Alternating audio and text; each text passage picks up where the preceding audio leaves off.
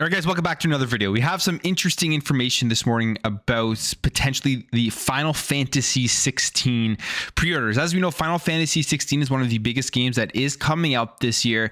It is a console exclusive to the PlayStation 5, and that you would think would have gotten Square Enix a massive bag of money to make this deal, as it is a huge game and it would sell well on every single platform. I know people always love to say that Xbox gamers wouldn't go out and buy Final Fantasy or don't go out and buy games, but Final Fantasy 16 mainstream RPG, probably the biggest one from Square Enix, would be selling well no matter where it released. And we have this report here from Reset Era, and it's via Iran Khan, who put this post out here. Now, again, this could all change. This is just early information that he has right now, I guess, about the Final Fantasy 16 pre-orders, and says this: I bring this up because I had heard recently that Square Enix is panicking slightly over Final Fantasy 16 pre-order numbers, which are tracking behind Final Fantasy 15, even accounting for the lesser number of launching platforms. Granted, those are pre-order numbers, and they're usually only useful to gauge guaranteed day one sales versus potential day one sales. So the actual number could blow everyone away. But with the current tracking, I wonder if they want to remind people the next chapter of Final Fantasy VII's remake trilogy exists and give it more marketing time than they had planned.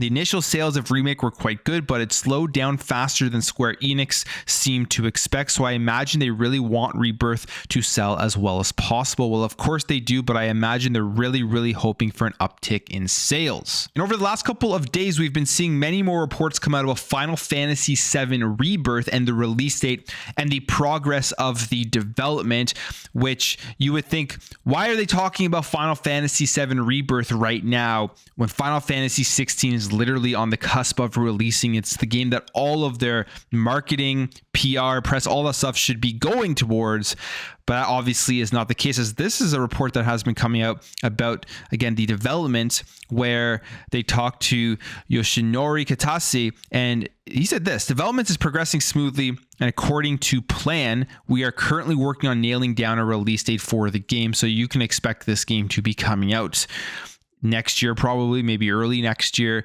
And they're looking at this and then looking at Final Fantasy 16, which is what Imran Khan is talking about here, and saying, well, maybe that's why, because the pre-orders aren't where Square Enix was expecting them for such a massive release. And again, like it says here, these are just pre-orders, guaranteed day one sales, which at the same time, pre-orders can be canceled. It's not, I wouldn't say a guarantee, but they are pre-orders currently right now versus people actually going out and buying the game on day one, or maybe even within the first week. And the sales of this game could be still absolutely amazing and exceed all the expectations of Square Enix. But as of right now, it seems like they're kind of worried about what is going on. And this is calling into question, why did they make this exclusive deal with PlayStation? Is it worth it? Is that bag of money worth it? Is it going to be able to exceed the amount of money that they would be able to make by just releasing this multi-platform, which essentially it would have ended up being if PlayStation didn't come in and drop that massive money bag and get that exclusive to the PlayStation 5 console? Something that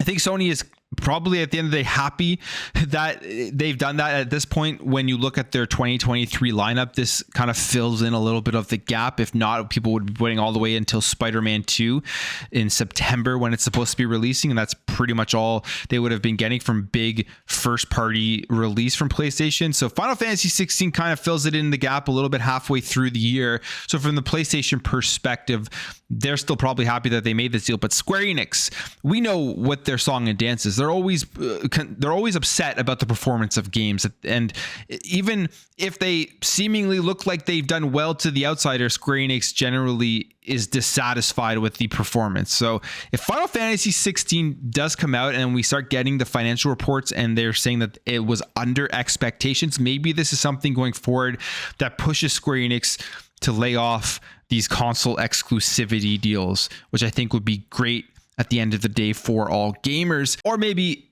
a week after this game is launched, it breaks sales records, and then we will see more of this stuff. And the relationship between Xbox and Square Enix we don't know really what's going on there. There are games that land on the platform. There are games that don't land on the platform. Even the most recent Dragon Quest announcement is landing on the platform. So we'll see what happens going forward. Maybe there'll be some sort of special announcement about Square Enix games coming over to Xbox. If you remember back, I think it was 2019 when they had that huge Final Fantasy announcement for Xbox Game Pass. But we'll wait and see.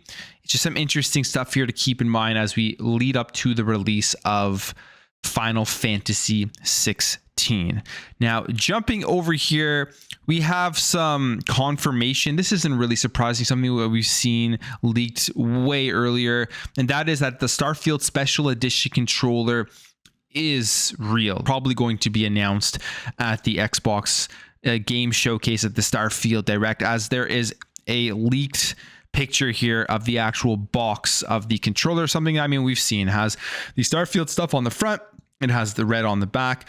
Pretty cool looking controller. Definitely something that I will consider picking up, but keep your eyes open for that, as if you're looking to pre-order this controller or pick up, they will most likely be announcing it at the Starfield Direct. And they have some more information here in terms of the pricing. It is going to be $79.99 for the controller. And then we also saw that there was that Starfield headset that had been leaked as well, and that's going to be $124.99. And finally, the last thing I do want to talk about here is HiFi Rush. As we know, HiFi Rush to me is one of the best games so far that has released this year. But after the release of Redfall, there was so much doom and gloom, forgetting that they had literally just released another game before that was very, very good. And this is why I think June 11th is such an important event, is because Forza Motorsport is supposed to be coming out this year. And then there is Starfield, obviously, that is supposed to be coming out this year. I always forget that Minecraft Legends was another first-party release. That would put Xbox in the camp of 5 first-party releases in a single year, with, I would say, 4 out of those 5, if Forza and Starfield hit as good to great games. I think it's an extremely successful year for the Xbox first-party releases, no matter what the narrative has been so far about Redfall. And again, we could talk about Redfall forever, as we just also saw the report from Jason Schreier come out about the devs not really wanting to make a multiplayer game, a lot of people leaving, and Xbox being completely hands off. And I think June 11th is going to be a huge day where it kind of gets rid of that narrative, and people are going to be looking forward to what is to come for the rest of the year for Xbox. But I'll leave the video there, guys. If you enjoyed this video, hit that thumbs up. If you're new here, hit that subscribe, and I'll catch you guys in the next video.